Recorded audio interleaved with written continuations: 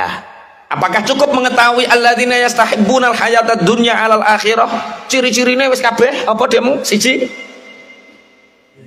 dunia menjadi tujuan. Dua, lalai dalam beribadah. Tiga, mengumpulkan harta dengan segala cara, agak peduli halal haram. Yang keempat, kikir. Yang kelima, serakah. Yang keenam, tidak bersyukur. Lah, cara menanggulangi ini apa?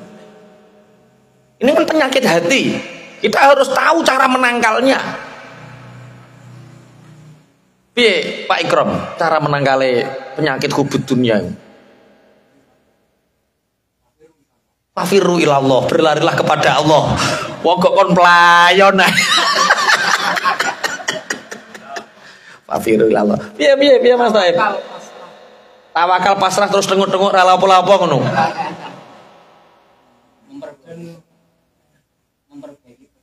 Memperbaiki pergaulan. Jadi yang jelas yo ditarik mafhum mukhalafah tuh. Untuk menanggulangi kita tidak hubud dunia, satu, jadikan akhirat sebagai tujuan. Kalau akhirat sebagai tujuan, wong urip iku adem. Ning alam dunya paling sedelok dik ya wis dilakoni wae. Adem. Mas piye Mas, dunya kok tambah angel penggawean, sabar di dunya iku ora suwe. Umpama awake lho sak loro-lorone urip paling ya sedelok, ora suwe. Jadikan akhirat sebagai tujuan. Yang kedua, ingatlah kematian.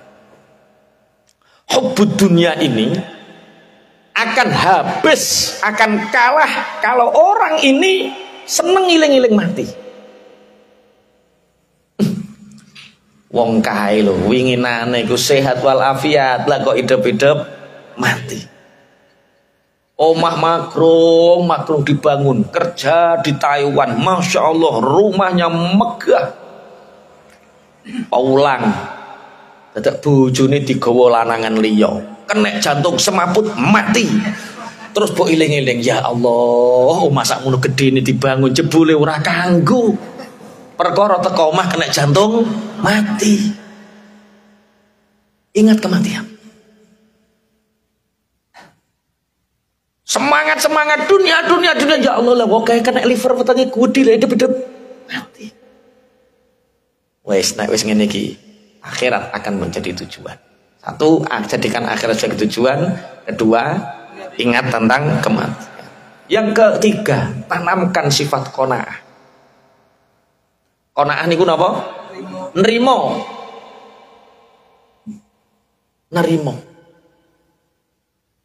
Qanaah niku sifat nerimo.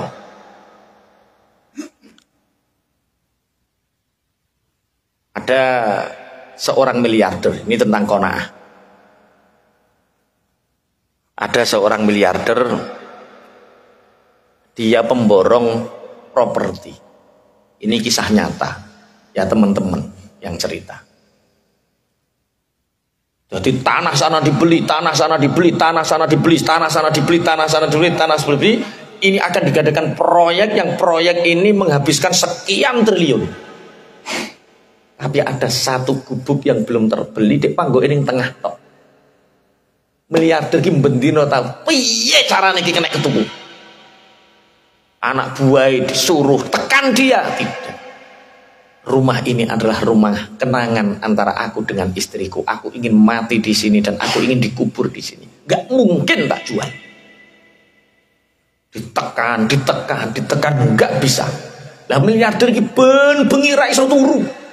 Mikir lah yo proyek sakmene ambane sebegitu luasnya hanya tergendala masalah satu rumah dan satu pekarangan saja. Cara gue pemandangan saru. Gak pantas. Akhirnya tiap hari anak buahnya dimarahi.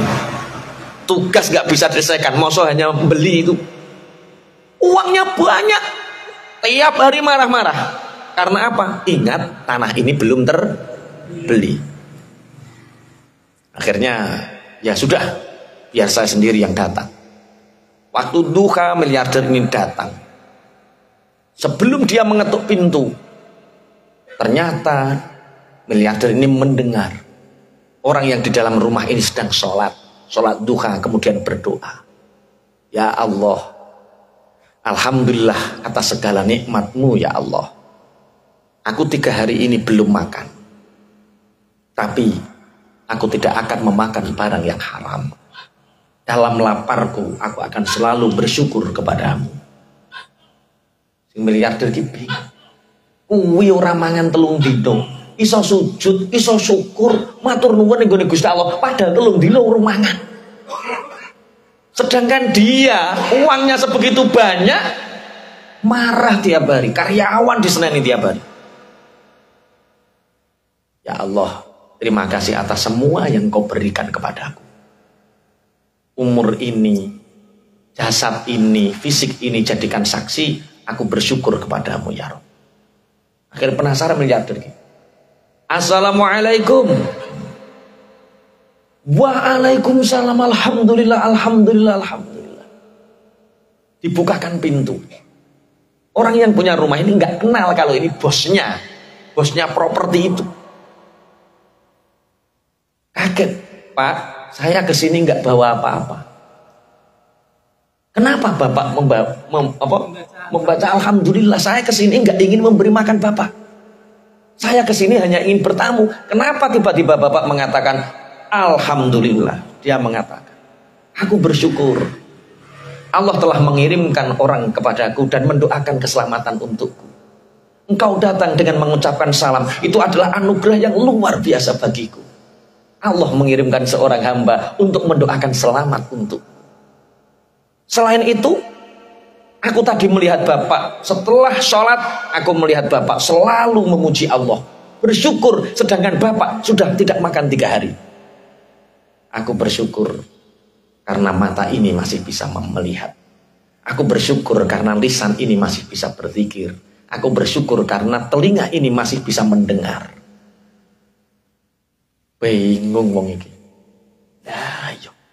Wong duwite akeh ngono nyaprut ae. Ana sing duwite akeh nyaprut ae. Iku tanda.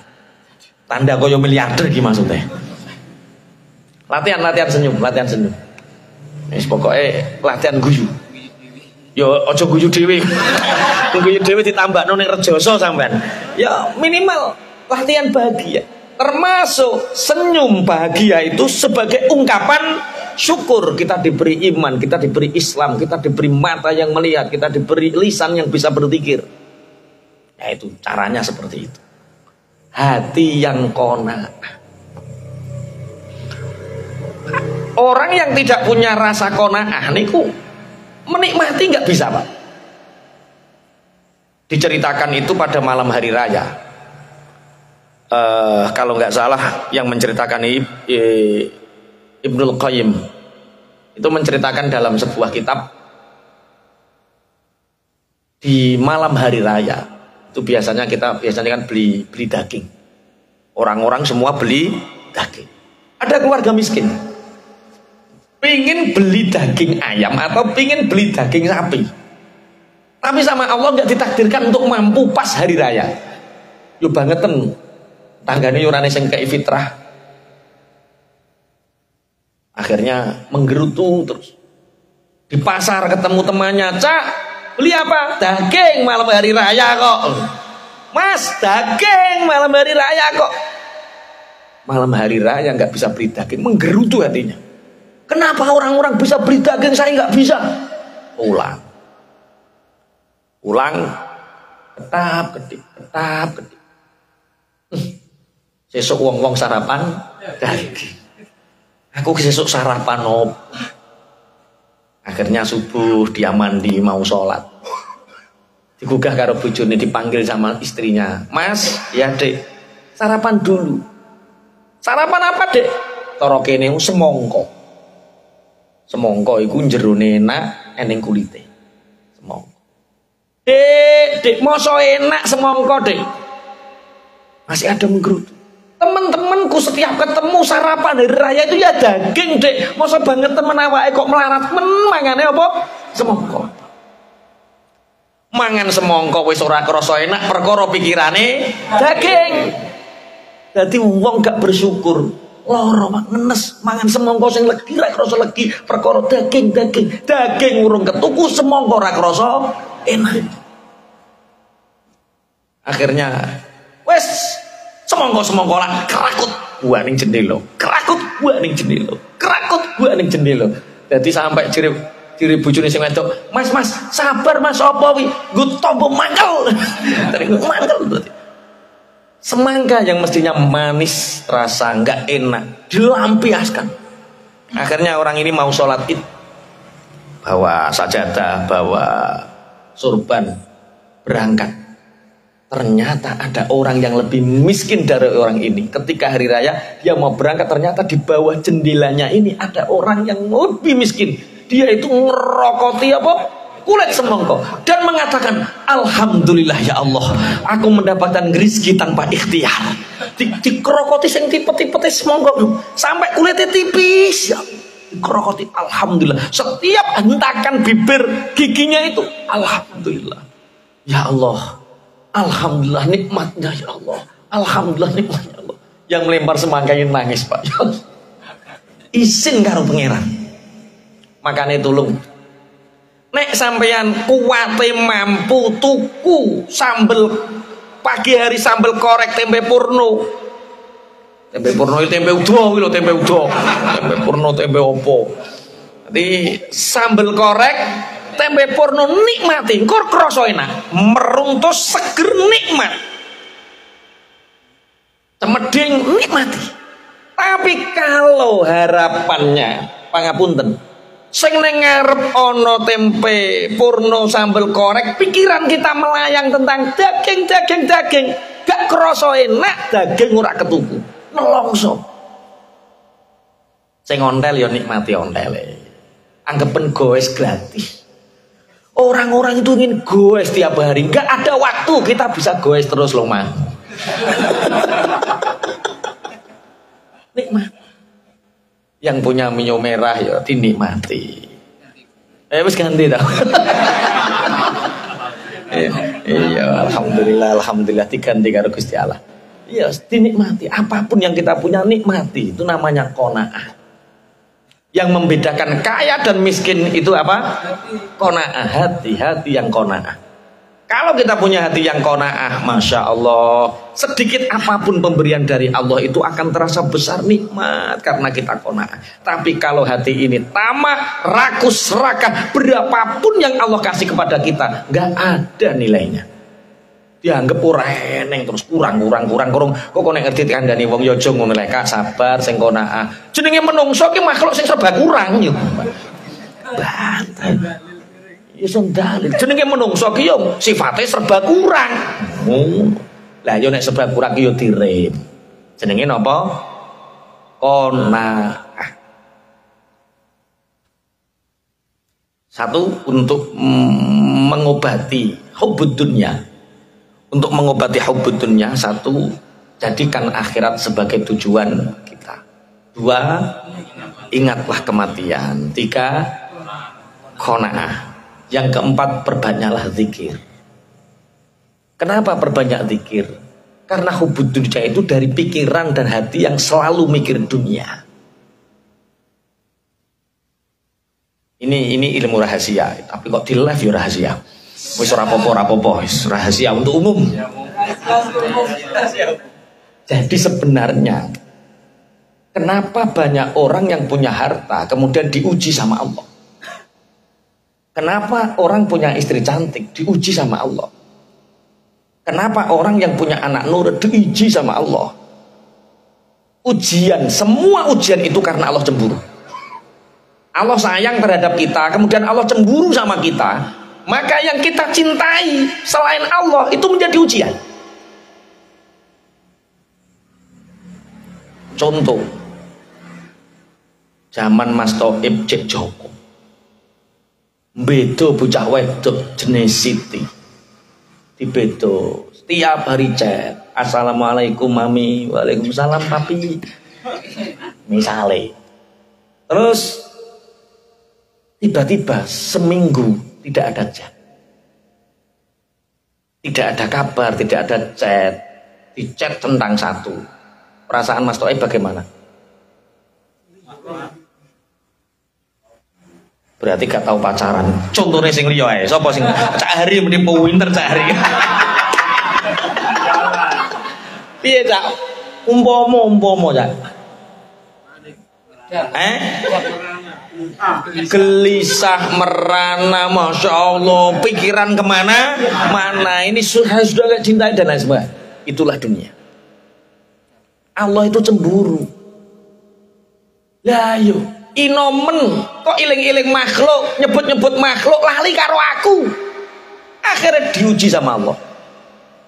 Mbah sing dicintai penyakitan, terus ra iso ana, utawa diuji dengan pokoknya apa yang kita cintai, apa yang kita sering sebut sehingga membuat Allah cemburu, itu akan menjadi ujian kita. Makanya zikir ini salah satu cara agar kita memotong tali hubud dunia itu. Makanya pernah sampai tak ceritani, ada suami istri datang kepada Nabi Musa. Karena zaman itu suami istri ini sudah bekerja berpeluh-peluh tapi enggak ada hasil. Sehingga dirasakan sulit, Bapak kita ini punya Rasul, Bapak kita ini punya Nabi, Bapak. Kenapa kita enggak minta doa agar hidup kita dimudahkan? Ya sudah Ibu, besok saya tak sowan Nabi Musa. Nabi Musa, saya adalah orang yang beriman kepada Allah dan saya adalah orang yang beriman kepadamu wahai Rasulullah. Terus aku datang ke sini mengharap tabaruk keberkahan doamu wahai Nabi Allah. Hidupku berpuluh-puluh tahun aku jalan dengan istriku, hidupku semakin susah, ekonomi semakin sempit. Apapun yang aku kerjakan belum juga berhasil. Dagang, uang dibawa lari orang. Bertani dihabiskan hama. Apapun yang aku kerjakan sudah mentok ya Nabi Allah. Sudah mentok. Tolong, engkau adalah kalimullah. Engkau adalah Nabi dan Rasul yang sering diajak bicara sama Allah. Tolong permasalahanku ini sampaikan kepada Allah. Lah yo, wong jenenge Nabi Musa. Ngono yo engko tak kandakno Gusti Allah. Nabi Musa wis ngono ki. Akhirnya tunggu sebentar. Nabi Musa masuk ke dalam kamar, beliau munajat kepada Allah. Ya Allah, engkau maha mengetahui tentang cerita suami istri ini. Apa yang ingin aku sampaikan kepada mereka ya Allah? Akhirnya Nabi Musa dikasih firman sama Allah, sampaikan bahwa dia boleh memilih 1 tahun kaya atau 1 tahun miskin. Miskin dulu, kaya, lalu kaya, atau kaya dulu baru miskin. Akhirnya Nabi Allah Musa ini, Pak, ini ada tawaran sama Allah. Dari Allah sampai dikasih tawaran. Tawaran apa? Sampai boleh miskin dulu baru kaya, atau kaya dulu baru miskin. Nah, masalah ini saya harus rundingan dulu sama istri saya wahai Nabi Allah. Bareng rundingan. Piye Bu? Lah nek cara sampean piye Bapak? Nek cara aku Bu, melarat-melarat dhisik gak apa-apa, sok nek wis sepuh sugih. Lah nek sampean Bu, ya ora kok. Awake iki njaluk donga ra wis katok melarat le, Pak. Ya sugih dhisik, engko tuwek-tuwek melarat ra apa-apa. Iki cara bojomu lek sugih dhisik to melarat dhisik kira-kira.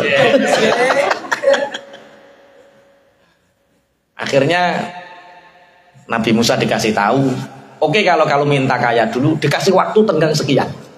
Cara misalnya kayamu hanya 3 tahun, setelah itu akan miskin lagi.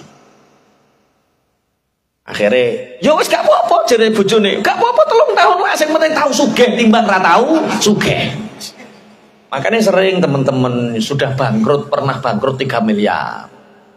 Alhamdulillah Pak, sampean tahu bangkrut 3 miliar tik ya wis tahu sugih. Wong-wong lho pingin sugih rung keturutan. Sampean wis tahu sugih alhamdulillah. Dene pengin sugih nek sampean ora keturutan kan sing penting wis tahu. Ya syukur. Sing duda-duda ora payu rabi. Suwe gak payu rabi duda pirang-pirang pripun Pak ya ngeten iki alhamdulillah. Sampean wis tahu roh rasane. Aku duwe batur Joko tuwek roh rasane. Kan yo disyukuri. Sing Joko tuwek yo alhamdulillah sampean to cek duwe harapan. Ono wong sing cek urung sampai Joko wis mati ya. Nek wis mati kan ora roh rasane, sampean dilungkas nek rabi wis roh rasane, wis penak. Akhirnya cerita singkat, suami istri ini menjadi kaya raya. Tapi pikirannya tujuannya akhirat. Kata istrinya, Pak, mumpung kita kaya, Pak. Ini kan hanya 3 tahun. Apa? Sedekah sebanyak-banyaknya pun kita kaya, Pak. Mumpung kita kaya. Bu, nanti kita kalau sudah miskin malu loh, Bu. Lah yo waya sugih kira eling apa-apa, dik sedekah. Bareng saiki melarat neh, wis to, Pak. Kita itu kalau enggak hari ini saat kaya, kapan lagi? Biarkan, ini rahasia kita dengan Nabi Allah Musa. Sudah sedekah, digenjot sedekah sampai lali nek wis luwih 3 tahun. 3 tahun berlalu masih kaya. Lah Nabi Musa wayah lewat, lho wong kok cek sugih. Secara konstitusi mestine wis melarat, hitung-hitungane wis melarat. Akhirnya Nabi Musa bertamu, Pak, perjanjian kan sudah habis. Loh, iya toh Nabi Allah? Iya kan lebih dari 3 tahun. Ini sudah hampir 4 tahun, Jin. Saya lupa Nabi Musa. Lah, sampean kandakno Allah toh? Sampean kandakno Allah. Iki mungkin jadi Nabi Musa, Gusti Allah ora mungkin lali. Tapi buktinya sudah 3 tahun lebih. Akhirnya Nabiullah Musa niki sholat munajat, ya Allah, dulu aku memohonkan orang suami istri untuk menjadi kaya dulu baru miskin. Lah ini sudah melebihi perjanjian jenengan. Lah kok tasik sugih terus ki piye? Siri Gusti Allah, hei Nabi Musa, kamu tahu siapa yang paling dermawan? Yang paling dermawan as-sakhiyu, yaitu aku. Ketika orang yang baru kaya ini, yang ditempokan 3 tahun ini banyak berderma, banyak bersedekah, aku malu dengan sifat kedermawananku. Hanya membatasi orang seperti itu 3 tahun. Selama dia masih mau berderma, maka aku tidak akan pernah mencabut sifat dermawanku sampai mati sugih. Wes milih melarat dhisik terus sugih apa sugih dhisik? Wah, iki wis roh kuncine kata. Iya. Wong Gusti Allah kok dikei konstitusi piye? Itu hanya ujian. Jadi 1, jadikan akhirat sebagai tujuan. 2, ingatlah kematian. 3, qanaah. 4, banyak-banyaklah berzikir.